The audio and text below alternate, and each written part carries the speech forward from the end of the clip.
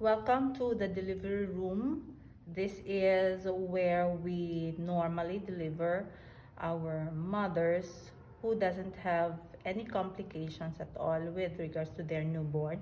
And also this is where the second stage of labor takes place from the full dilatation until the complete delivery of the baby, and until the third stage of labor, where there is a complete delivery of the newborn until the complete delivery of the placenta. So we have these materials that we need. These are supposed to be sterile. We have the sterile glove of your size. We have the OS. We have 2 clamps, and we have the Mayo scissor, and then we have the newborn suction bulb, and we have 3 linens. We will see later what we are going to do with this.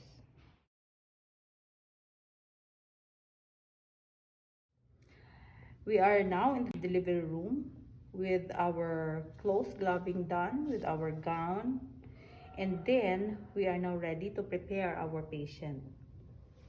So we have here, we will get our linen. This is a sterile linen that we will cover for of course covering the legs of our patient to make sure that the whole procedure will be sterile.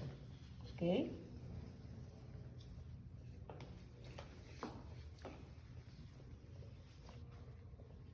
This one here is sterile. Okay. And another linen we need to use to cover the leg of our patient. Make sure you are not going to touch anything with your sterile or gloved hand. And then we have another linen that we will use to cover this portion here. Okay, that will make sure that our procedure will be sterile. So we have our OS ready here because we will be using this to wipe the face of our newborn. Okay, and then we will wait until the fetal head will be delivered. Usually the fetal presentation is for normal delivery would be the occiput, and usually the fetal the face of the newborn will be facing down. Okay, so what you are going to do is just once the fetal head is delivered, you have to wipe it with an OS, sterile OS. Okay, now while waiting, what you're going to do as the doctor who will deliver is that you're going to give instructions, coach your patient what to do so that she knows if it's already time for her to push or stop pushing. While you are doing that, while you are coaching, you can rest your sterile glove or sterile hand on the sterile drape of the mother, not touching the Kelly pad because the Kelly pad is unsterile. Okay,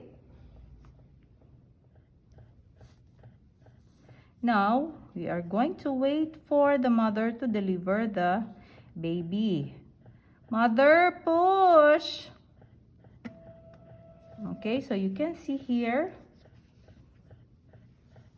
don't forget the Ritgen's maneuver, where you're going to protect the perineum of the mother from laceration. That is why we need to do the episiotomy.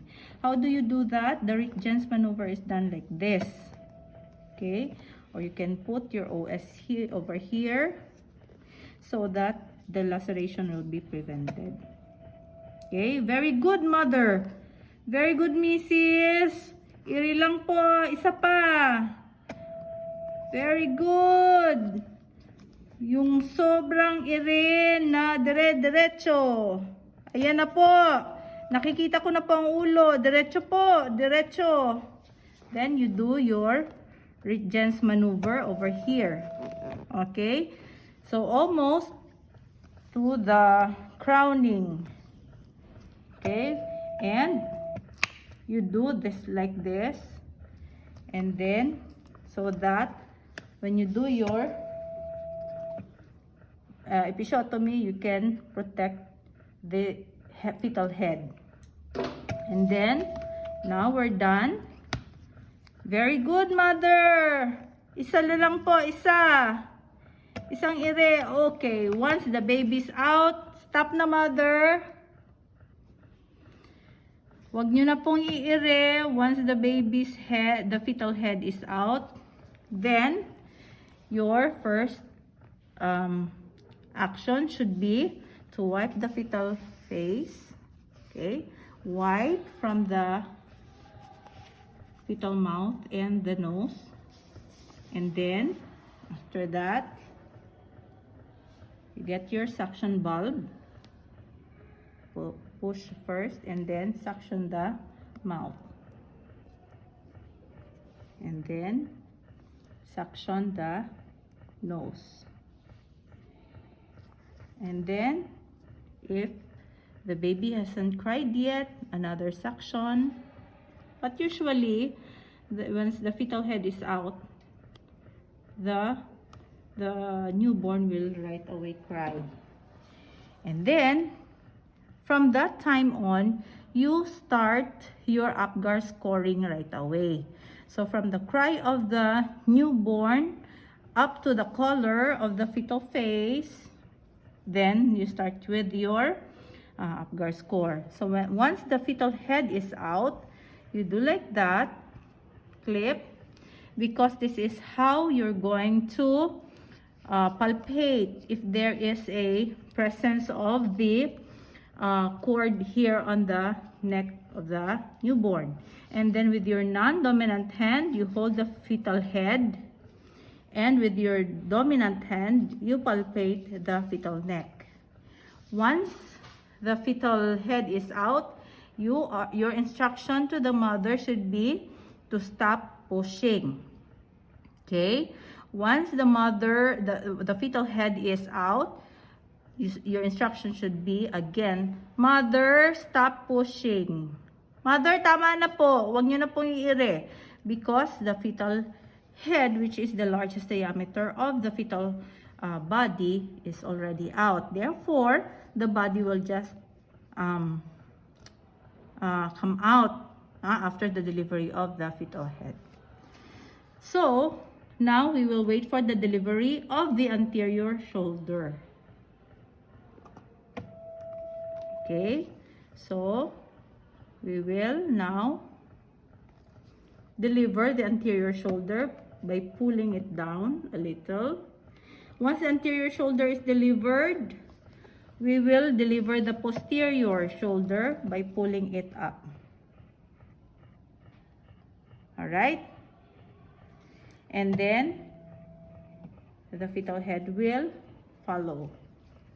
With your dominant hand, you are going to assist the fetal back, sliding it down to grasping the lower extremities of the newborn.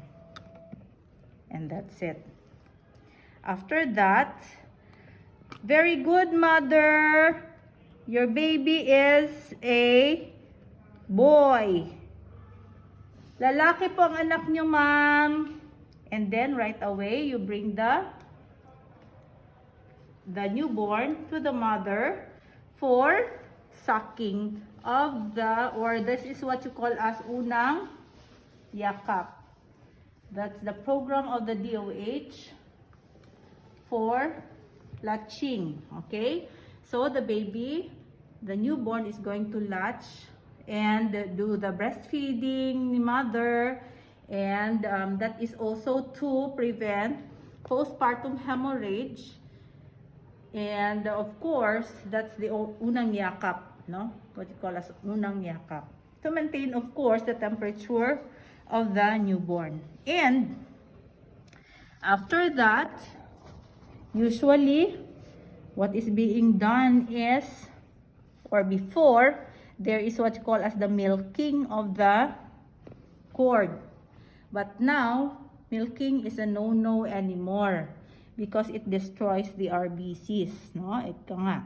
So what you're going to do is to just wait for the pulsation to stop. Here, so you palpate, you wait for the pulsation to stop. Once it has stopped, you can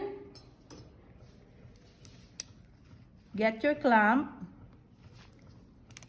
Okay. Clamp. And then another clamp. So, once you have already clamped that one, make sure it's the clamp is already done. You are going to cut the umbilical cord, the center. Okay, and then this clamp goes with the baby, the other clamp goes with the mother, and we will now move on to our third stage, which is the delivery of the placenta. Now we will wait for the placenta to be delivered.